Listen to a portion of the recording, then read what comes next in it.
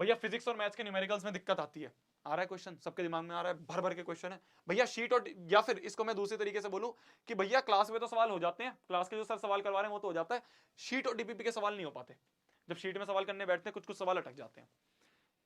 दोनों का आंसर मैं देता हूं। सबसे पहले अगर मैं बात करूं फिजिक्स की, फिजिक्स एक ऐसा सब्जेक्ट है जिसमें जो थ्योरी है वो आपकी ज्यादा मैटर करती है एज कंपेयर टू आप कितने सवाल कर रहे हो।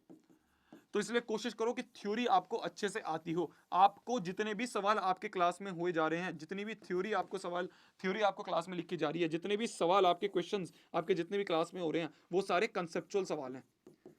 तो उस पर फोकस करो कि यार थ्योरी क्या बताई जा रही है वो अच्छे से याद हो जाए।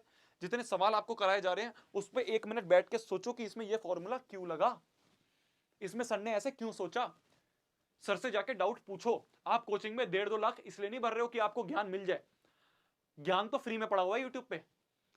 आप 1.5-2 लाख 3 लाख रुपए इसलिए कोचिंग में भरते हो जिससे कि आपको एक 1-to-1 इंटरेक्शन मिल पाए। आपको कहीं पे भी दिक्कत आ रही है आप डाउट पूछो और आपका वो डाउट सॉल्व हो जाए, इसलिए आप 1.5-2 लाख रुपए भरते हो। ज्ञान तो फ्री में पड़ा हुआ है, जाओगे ज्ञान लेके आ जाओगे, चुपचाप बैठे रहोगे, कुछ नहीं पूछोगे डाउट तो कोई फायदा नहीं। आप 2-3 लाख रुपए दे रहे हो, इससे बढ़िया तो फ्री में यूट्यूब पे पढ़ लो। पर आप कहीं पे जा रहे हो पैसे भर के, तो जितने डाउट पूछ सकते हो उतने डाउट पूछो, बेहा हो जाओ। नहीं समझ में आ रहा तो नहीं समझ में आ रहा, बाद में जब सीट निकल के आ जाएगी ना, जब आपका सिलेक्शन हो जाएगा और जो नहीं पूछ रहा है शर्म के मारे वो नहीं हो पाएगा, आप भी आगे बढ़ोगे। एक बात समझ लो, देखो जितने भी बच्चे क्लास में बैठे हैं वो सब के सब सेम नाव पे हैं, सब के सब सेम लेवल पे हैं। कोई ऐसा नहीं है जिसका अभी तक सिलेक्शन हो गया है। सब सिलेक्शन की तैयारी कर रहे हैं ना, तो कौन आपकी बेइज्जती कर देगा ये बात सोचो। और कर भी देगा तो कौन सी बड़ी बात होगी, आज से 2 साल बाद याद नहीं रखेगा कौन बनता था। तो इसलिए जितने डाउट पूछ सकते हो, कहीं पे भी कंसेप्चुअल सवाल में दिक्कत आ रही है सर से पूछो कि सर ये वाला फॉर्मूला इसी सवाल में क्यों लगा, आपको कैसे दिमाग में आ रहा है कि ये सवाल में ये फॉर्मूला लगना है, पूछो, वो बताएंगे। और उसको as a theory as a concept अपने नोट्स में साइड में लिख लो कि सर ने बोला था कि यहाँ पे ये चीज होगी इसलिए लिखा है। मेरी बात समझ में आ रही होगी। तो पहली चीज है फिजिक्स की थ्योरी ज्यादा इंपॉर्टेंट है एज कंपेयर टू सवाल। थ्योरी जितनी हो जाए, कॉन्सेप्ट जितना हो जाए उतना ज्यादा करो। सवाल चाहे अगर तुम 100 भी कर रहे हो तो आप, अगर वो कंसेप्चुअल कर रहे हो और अच्छे से कर रहे हो तो आप आगे के 1000 सवाल कर दोगे। ये बात आगे फिजिक्स की। तो इसलिए थ्योरी पे ज्यादा फोकस रखना है। मैथ्स एक ऐसी चीज है जिसमें सवाल ज्यादा जरूरी होते हैं, तो जितनी ज्यादा प्रैक्टिस हो सकती है उतनी ज्यादा प्रैक्टिस करो। पॉइंट ये है कि बेसिक्स को मत भूलना। हम सोचते हैं भाई सीधा जी एडवांस का सवाल करेंगे, बेसिक बेसिक तो ठीक है सर, घर स्कूल में करवा रहे हैं सर, कोचिंग में करवा रहे हैं, हम तो जाएंगे घर पे सीधा एडवांस वाला सवाल खोलेंगे। नहीं, सबसे बड़ा ब्लंडर है ये।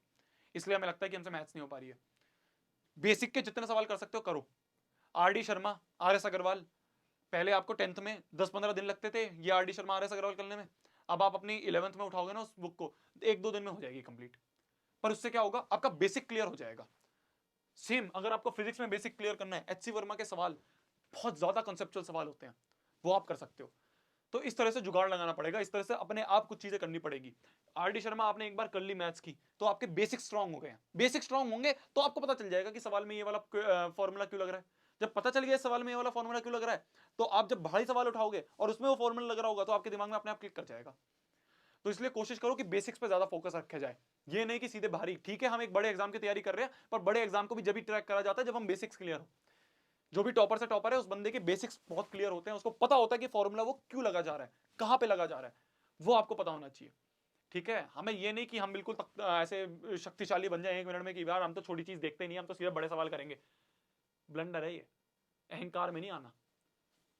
ये कोशिश रखनी है। जितने भी ज्ञानी लोग होते हैं ना वो सबसे बड़ी बात ये बोलते हैं कि भाई हमें तो ज्यादा कुछ पता ही नहीं है। तो आप भी ये नहीं कि मेरे को तो सब आता है, अलग अपने एटीट्यूड में घूम रहे हैं, ऐसा नहीं। ठीक है यार, नहीं आता सीख लेंगे, बेसिक नहीं आता सीख लेंगे, एक और बुक करनी पड़ेगी, अच्छे से करेंगे। ये पॉइंट है। ये 2 चीजें हो गई। तीसरी चीज, भैया शीट और डीपीपी के सवाल कई बार नहीं हो पाते। हम कुछ सवाल कर लेते हैं, कुछ सवाल हो जाते हैं, पर कुछ सवाल ऐसे हैं जो कि शीट या डीपीपी में अटक जाते हैं। ये सवाल मैंने अपने सर से भी पूछा था। मैंने कहा सर ये सवाल हैं और कई बार हम इसमें बैठे रहते हैं और हम डिमोटिवेटेड फील हो जाते हैं कि यार इतनी देर लगा दी और हो नहीं पा रहा है। तो सर ने बोला यार देखो, कुछ सवाल ऐसे होते हैं जो नहीं बनने के लिए होते हैं। बहुत बड़ी लाइन थी है। कुछ सवाल ऐसे होते हैं जो तुमसे नहीं हो पाएंगे, वो हम जानबूझ के आपको देते हैं जिससे कि आप 3-4 बार अटेम्प्ट मारो। एक बार आप बैठे 3-4 बार अटेम्प्ट मारा, एक बार रात को बैठे 3-4 बार अटेम्प्ट मारा, नहीं हो पा रहा कोई बात नहीं, जाके सर से डाउट पूछ लो, उसके बाद आके उसको वापस अटेम्प्ट कर लो, हो गया आपका सवाल क्लियर। तो इसलिए कुछ सवाल ऐसे होंगे जो नहीं हो पा रहे, 3-4 अटेम्प्ट मारो, 10 अटेम्प्ट मारो, नहीं हो पा रहे तो उसको रख दो, सर से जाके पूछ लेंगे। पूछने के बाद उसको वापस अटेम्प्ट करो जरूर करेंगे।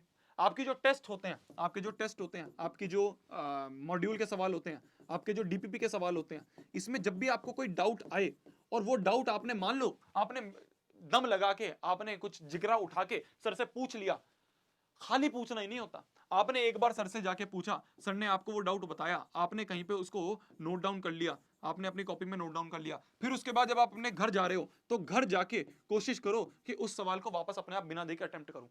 जब आप ये काम कर लोगे, ये वाला स्टेप जब आप कर लोगे ना, तब आपको वो डाउट क्लियर होगा, वरना वो डाउट क्लियर नहीं है। खाली ज्ञान लेने से डाउट क्लियर नहीं होगा, बहुत बड़ी ब्लंडर है जो बच्चे 11वीं में करते हैं।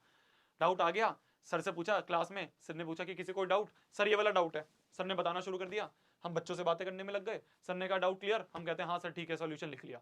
ये नहीं होता डाउट क्लियर का मतलब। डाउट क्लियर का मतलब ये होता है कि आपने उस डाउट को क्लियर करने के बाद घर आपके वापस अटेम्प्ट करा।